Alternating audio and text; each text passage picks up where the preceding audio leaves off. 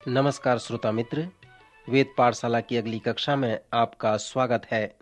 यह अध्ययन संपूर्ण पवित्र शास्त्र का सर्वेक्षण है।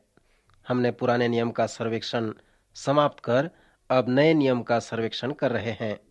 इन दिनों में हम मत्ती रचित सुसमाचार का सर्वेक्षण कर रहे हैं और यीशु मसीह का महान उपदेश जो पहाड़ी उपदेश कहलाता है उस पर ध्यान कर रहे हैं। मसीह के इन वचनों को सुने जहां पर वह इस प्रकार कहता है, तुम पृथ्वी के नमक हो, परंतु यदि नमक का स्वाद बिगड़ जाए तो वह फिर किस वस्तु से नमकीन किया जाएगा? फिर वह किस काम का नहीं, केवल इसके कि वह बाहर फेंका जाए और मनुष्यों के पैरों तले रौंदा जाए। तुम जगत की ज्योति हो। जो नगर पहाड़ पर बसा हुआ है वह छिप नहीं सकता, और लोग दिया जलाकर पैमाने के नीचे नहीं परंतु दीवट पर रखते हैं, तब उससे घर के सब लोगों को प्रकाश पहुंचता है। उसी प्रकार तुम्हारा उजियाला मनुष्यों के सामने चमके, कि वे तुम्हारे भले कामों को देखकर तुम्हारे पिता की जो स्वर्ग में है बड़ाई करें। श्रोता मित्र, मैं आपको आमंत्रित करता हूं कि आप उस पहाड़ की चोटी में वापस आएं, जहां से यीशु हमें पहाड़ी उपदेश दे रहे हैं। मैं इसे प्रथम मसीही सभा कहता हूं। इस प्रथम मसीह सभा का जो उद्देश्य है कि यीशु मसीह के चेले इस बात को जान सकें कि कैसे वे इस संसार के सभी लोगों की आवश्यकताओं और समस्याओं का समाधान व उत्तर बन सकते हैं। जैसे हमने इस शिक्षा के संदर्भ पर ध्यान किया था, तो हमने देखा था कि यीशु ने भीड़ को दो दलों में विभाजित किया। पहला दल वो था जिसके पास समस्याएं थीं, और दूसरा दल वो था समस्याओं के समाधान के वे एक भाग थे। जैसे हमने देखा कि किन संदर्भों में यह शिक्षा दिया गया था, तो हमने देखा कि संकट की अवस्था में भाग लेकर उन्हें कैसे मसीही बनाया जा सकता है। जैसे हमने इस शिक्षा के सारांश को देखा, तो पहली बात जो हमने सुना कि स्वभाव की जो रूपरेखा है वह मसीही बनाता है, और उसे हमने उस 8 सुंदर स्वभाव के द्वारा देखा था। फिर हमने ये भी देखा था कि जब मसीही स्वभाव संस्कृति में कार्यान्वित होता है तो वह उन्हें परिवर्तित कर देता है।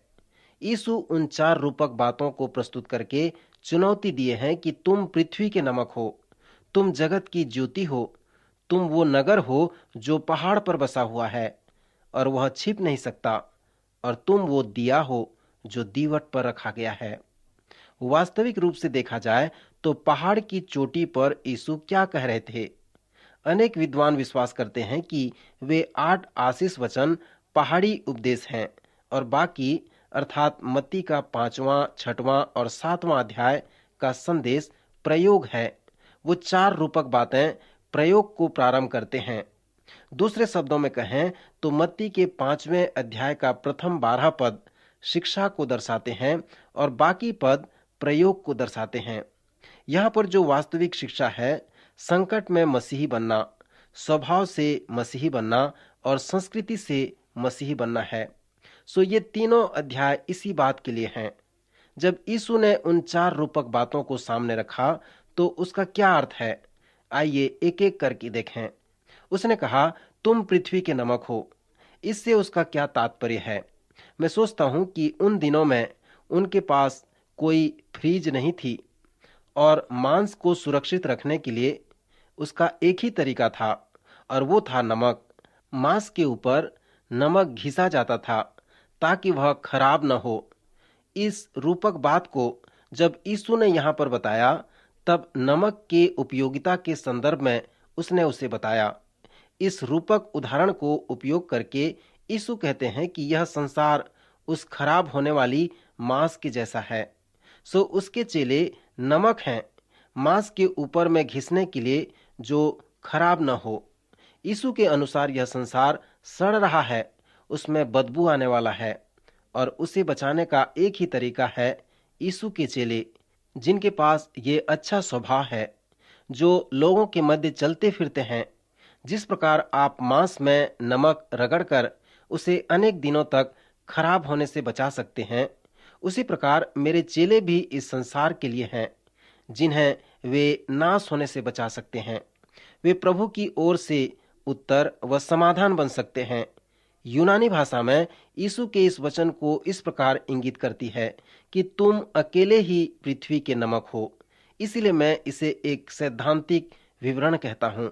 सो यीशु के अनुसार मसीही स्वभाव का जो प्रभाव है, जो असर है, वह संसार को नैतिक पतन से बचा सकता है। यीशु अपने चेलों से कह रहे हैं, क्या तुम पहाड़ी के नीचे उन लोगों को देख रहे हो? उनके पास जीवन नहीं है। उनके देह में केवल जो प्राण हैं और जीवित दिखाई देते हैं, जिसका अर्थ ये नहीं कि वे जीवित हैं।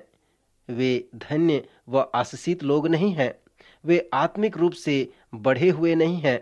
मेरा पिता जिस प्रकार मनुष्य प्राणी से जीवन चाहता है, उस प्रकार का जीवन उन लोगों के पास में नहीं है। सो जो मैं शिक्षा दे रहा हूं, यदि तुम इसे समझते हो और अनुभव करते हो, जो वो 8 स्वभाव है, तो तुम में वह जीवन होगा और अन्य लोगों के जीवन पाने का तुम साधन बनोगे। इसलिए पहाड़ के नीचे उन लोगों के मध्य जाओ और उन्हें उस जीवन देने वाले सिद्धांत को बताओ, जिससे कि संसार के लोग जीवन प्राप्त कर सकें।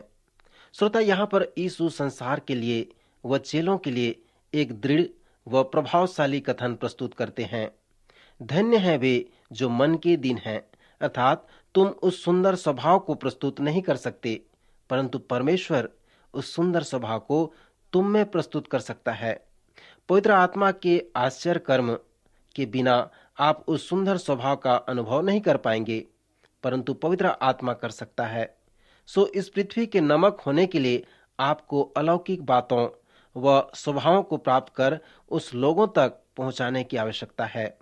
यदि पवित्र आत्मा आपके साथ है, तो आपके पास पृथ्वी के नमक होने की क्षमता है। आप अविश्वासी व विरोधी लोगों के लिए नमक बन सकते हैं। दूसरी बात यीशु ने चेलों से जो सिखाया वह था, तुम जगत की ज्योति हो। इस रूपक बात को स्पष्ट समझने के लिए यीशु ने कहा, जो दिया जलाकर पैमाने के नीचे नहीं वरन दीवट पर रखते हैं, तब उससे घर के सब लोगों को प्रकाश पहुंचता है। उसने कहा कि संसार के लोगों को नहीं मालूम कि वे अंधकार में रहते हैं। जब यीशु उस भीड़ को देखा तो रो पड़ा। उनका स्वभाव उनको तरस से भर दिया। उसने कहा कि वे ऐसी भेड़ हैं जिनका कोई चरवाहा न हो। वे खोए हुए भेड़ हैं और यह बात उन्हें नहीं मालूम। सो इस बात ने यीशु को छू लिया। अपने 3 वर्ष की सेवकाई में यीशु ने प्रार्थना किया, जो यूहन्ना के 17वें अध्याय में लिखा गया है। उस प्रार्थना में संसार शब्द 17 बार आया है। उसे पढ़ने से ऐसा लगता है कि उसे संसार की संपूर्ण चिंता थी। उसे संसार के लिए एक बोझ था। उसने संसार के लिए प्रार्थना की, पर उसने उस प्रार्थना में एक आश्चर्य वाली बात कही कि मैं उनके लिए विनती करता हूँ, संसार के लिए विनती नहीं करता, क्योंकि वे नहीं जानते, परंतु मैं उन्हीं के लिए विनती करता हूँ जिन्हें तूने मुझे दिया है, क्योंकि वे तेरे हैं। उसने कहा, मैं उनके लिए प्रार्थना करता हूँ और मैं सब कुछ उन्हें सौंप देता हूँ। सो जब यीशु ने उनसे कहा कि तुम जगत की ज्योति हो, तो इससे उसका यही तात्पर्य था। यूनानी अनुवाद बताता है कि केवल तुम ही जगत की ज्योति हो, तुम्हारे बगैर सब अंधकारमय है। सो जबकि तुम ज्योति हो, तो उन सभी अंधकार के स्थानों में जाओ और ज्योति बनकर जाओ, क्योंकि परमेश्वर के अनुग्रह से तुम ज्योति में हो।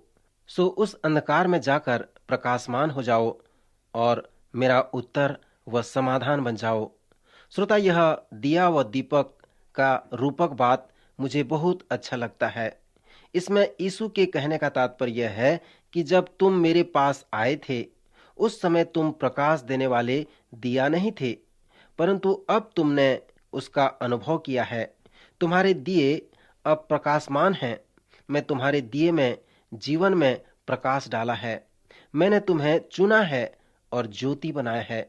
यीशु ने अपने चेलों से कहा कि तुमने मुझे नहीं चुना, परंतु मैंने तुम्हें चुना है और तुम्हें ठहराया है, ताकि तुम जाकर फल लाओ और तुम्हारा फल बना रहे। जब उसने कहा कि मैंने तुम्हें ठहराया है, सो यूनानी भाषा में उसका अर्थ है, उसने उन्हें योजनाबद्ध उस स्थान में रखा था कि वे फल लाएं। मित्र, यही बात हम प्रभु के इस रूपक बात से सीख सकते हैं। क्या आपने कभी कछुए को बाड़े में या घेरे में रखे हुए देखा है?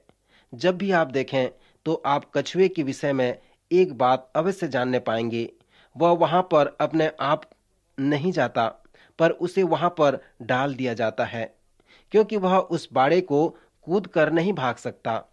प्रत्येक मसीही को भी ऐसा ही अनुभव करना है कि उसे इस पृथ्वी पर योजनाबद्ध किसी स्थान में रखा गया है, कि वह उस स्थान के लिए ज्योति बने, वहां के लिए दीपक बन जाए।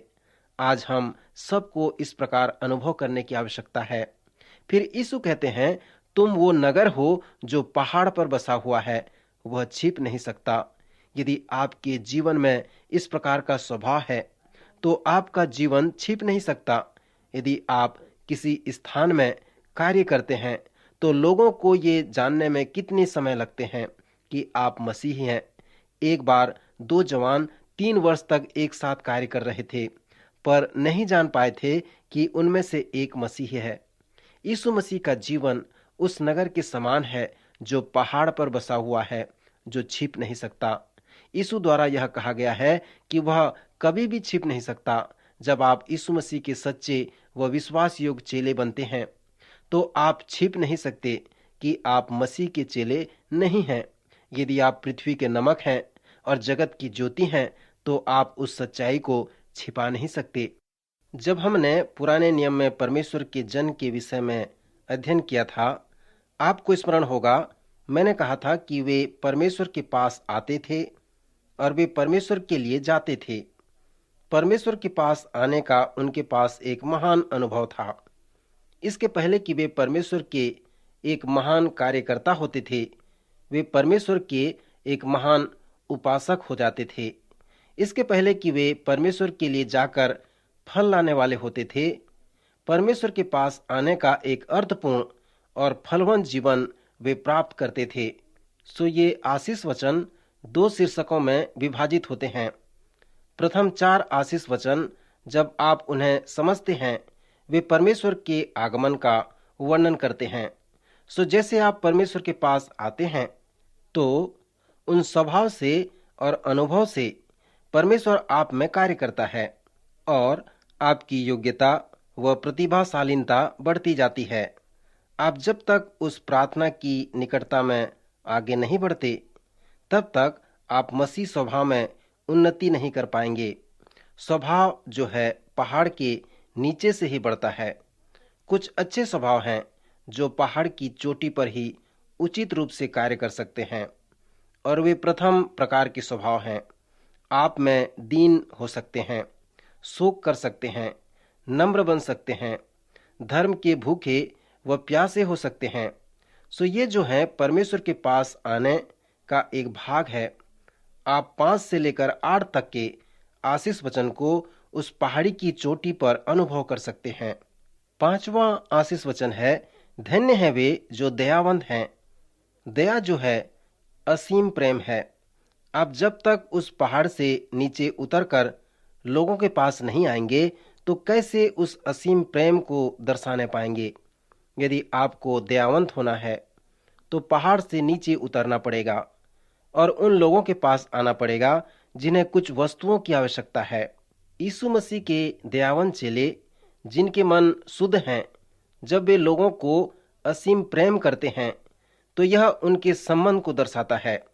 यदि आप एक मेल करने वाले बनना चाहते हैं तो आप उस पहाड़ की चोटी पर मेल करने वाले नहीं बन सकते, परंतु आपको वहां जाना पड़ेगा जहां विरोध है, जहां झगड़ा है, जहां शांति नहीं है। सो जब एक चेला सताया जाता है तो वह उसके लिए एक प्रमाण होता है कि वह पहाड़ से नीचे लोगों तक आ गया है।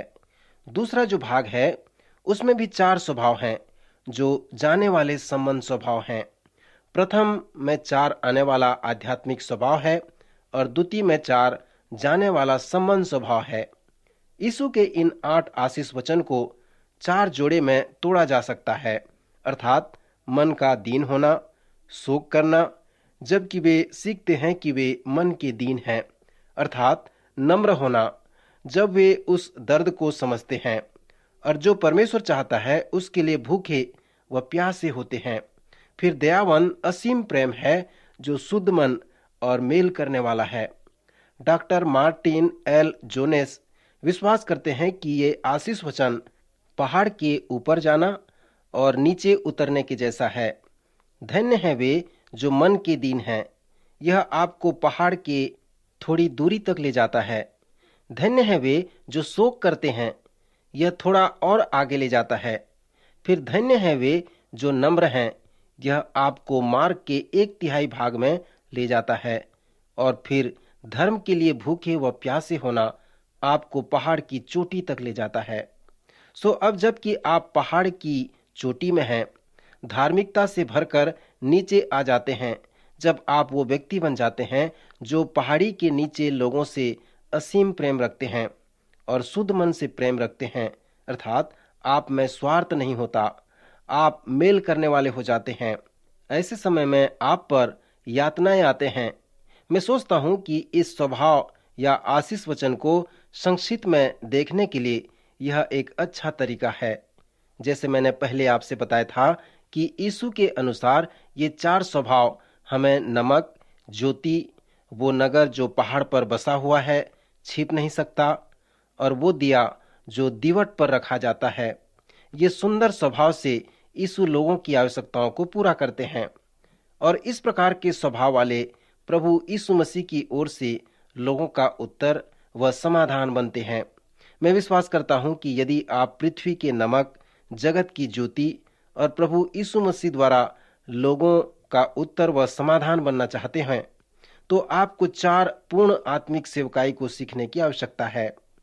उसमें से पहला है, मैं नहीं कर सकता पर वो कर सकता है जो मेरे साथ है। अब आपने जो प्रथम 2 आशीष वचन को सीखा, वह प्रथम आत्मिक पूर्ण सेवा है। धन्य है वे जो मन के दीन हैं और शोक करते हैं। जब इसे सीखते हैं, अर्थात मैं नहीं परंतु वह कर सकता है। मैं नहीं सोचता हूं आप उन प्रथम 2 आशीष वचन को इस प्रकार समझ पाते होंगे। मैं नहीं कर सकता परंतु प्रभु कर सकता है। मैं समाधान नहीं परंतु प्रभु समाधान है, वह समाधान कर सकता है। अब तीसरा व चौथा आशीष वचन भी एक जोड़ा है। नम्र का संबंध हमारे इच्छा से है। जब आप इस तीसरे व चौथे आशीष वचन को देखते हैं कि धन्य है वे जो नम्र हैं, जो धर्म के भूखे व प्यासे हैं, तो आप उस आशीष वचन के सारांश को देख सकते हैं। आप निष्कपट व ईमानदारी के साथ कह सकते हैं कि मैं नहीं चाहता पर वो चाहता है जो मेरे साथ है। आपको परमेश्वर के साथ ईमानदार होना है। आप अपनी इच्छा व भावनाओं को परमेश्वर के समक्ष छुपा नहीं सकते। कभी कभी ऐसा होता है कि जब मैं सुबह उठता हूँ तो जो परमेश्वर चाहता है वो मैं नहीं करता। मैं परमेश्वर से अंगीकार करता हूँ कि परमेश्वर मैं नहीं कर सकता, पर परमेश्वर कहता है मैं कर सकता हूँ और मैं तेरे साथ हूँ। और तब मैं फिर कहता हूँ कि मैं नहीं चाहता और फिर परमेश्वर मुझसे कहता है यह अप्रासंगिक है, मैं चाहता हूँ, मैं तेरे साथ हूँ, सो इसे करने के लिए तैयार हो जा। 5वां और 6वां आशीष वचन दयावान और शुद्ध मन का वर्णन करता है। सो असीम प्रेम है। जब आप परमेश्वर के इस अगापे प्रेम के विषय में चेलों को बताते हैं, तो आप 5वें व 6वें आशीष वचन के सार को प्राप्त कर सकते हैं, अर्थात मैं वो अगापे प्रेम नहीं परंतु वह है और वह मेरे साथ है। सो इस प्रकार का प्रेम उन लोगों के पास जो समस्याओं और संकटों में घिरे हैं, परमेश्वर के असीम प्रेम को ले जाता है। जो आप नहीं कर सकते उसे परमेश्वर आप में होकर लोगों के जीवन में कार्य करता है। नए नियम का जो सत्य है कि परमेश्वर आप में है और आपके साथ है, इसलिए आप यीशु मसीह के द्वारा उन लोगों का उत्तर व समाधान बन जाते हैं जिनके पास समस्याएं हैं। मित्र, इस प्रकार इस 5वें व 6वें आशीष वचन को जानने के बाद आप कह सकते हैं मैं नहीं पर वह है जो मेरे साथ है और वह मेरे द्वारा लोगों की आवश्यकताओं को पूरा कर सकता है और मुझे अपना उत्तर व समाधान बना सकता है। 7वां व 8वां आशीष वचन मेल मिलाप की सेवा के परिणाम को प्रस्तुत करता है। आप इसके सारांश को इस प्रकार देख सकते हैं कि मैंने नहीं किया पर उसने किया, क्योंकि वह मेरे साथ था। जब भी आप ऐसा स्मरण करते हैं तो परमेश्वर के अनुग्रह से आप समस्या नहीं वरन समाधान बनेंगे। आप प्रश्न नहीं वरन उत्तर बनेंगे। एक पवित्र शास्त्र के शिक्षक हैं जिन्होंने कहा था कि जब यीशु वो छोटे लादू के बच्चे में होकर यरूशलेम के मार्ग में जा रहे थे और लोग महान व अद्भुत बातें कह रहे थे, तो क्या यह हास्यास्पद नहीं होगा कि वह लादू का बच्चा ये समझे कि ये सब मेरे लिए कह रहे हैं। सो यदि किसी से परमेश्वर आपके द्वारा बातें करे और यदि वह व्यक्ति आपको धन्यवाद देने लगे, आपका जय जयकार करे, तो आप कहें कि भाई इस गधे को धन्यवाद न दो परंतु परमेश्वर को धन्यवाद दो, क्योंकि इसका करने वाला मैं नहीं वरन परमेश्वर है। परमेश्वर ने मुझे केवल उपयोग किया है। गधे के विषय में मेरे पास संदेश है। पवित्र शास्त्र में 3 अलग अलग गधे के विषय में बताया गया है। गिनती की पुस्तक में आप कर्णगोचर गधे को देख सकते हैं। परमेश्वर बातें करना चाहता था परंतु उसने कोई ऐसा मनुष्य उसे नहीं मिला जिसके द्वारा वह बातें करे। सो परमेश्वर ने एक गधे के द्वारा बातें किया। फिर मत्ती के 21 अध्याय में हम देखते हैं जहां पर प्रभु 2 चेलों को यह कहकर भेजते हैं कि सामने के गांव में जाओ, वहां एक गधी का बच्चा बना हुआ मिलेगा, उन्हें खोलकर मेरे पास ले आओ। यदि कोई कहे तो कहना प्रभु को इसका प्रयोजन है। श्रोता, मैं इसे उपलब्धता कहता हूं और सोचता हूं कि मन के दीन होने का संदेश यही है। यह एक काल्पनिक बात है कि परमेश्वर विशेष लोगों द्वारा विशेष कार्य करता है। यह सत्य नहीं है।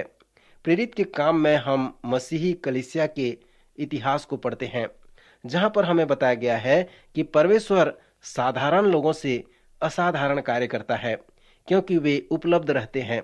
मित्र, परमेश्वर हमारे उपलब्धता को चाहता है। आज मसीह अपनी कलीसिया बना रहा है, सो इसके लिए वह कोई विशेष लोगों को नहीं देखता परंतु वह साधारण विश्वासियों को देखता है जो उसके लिए उपलब्ध रहते हैं। उपलब्धता ही महान योग्यता है। यदि आप यीशु के लिए उपलब्ध होना चाहते हैं, यीशु के कार्य करना चाहते हैं, तो हमेशा यीशु के वचनों को अपने ऊपर में लें, इन आशीष वचन को ग्रहण करें और उसके लिए उपलब्ध हो जाएं। प्रभु आपको अवश्य उपयोग करेगा।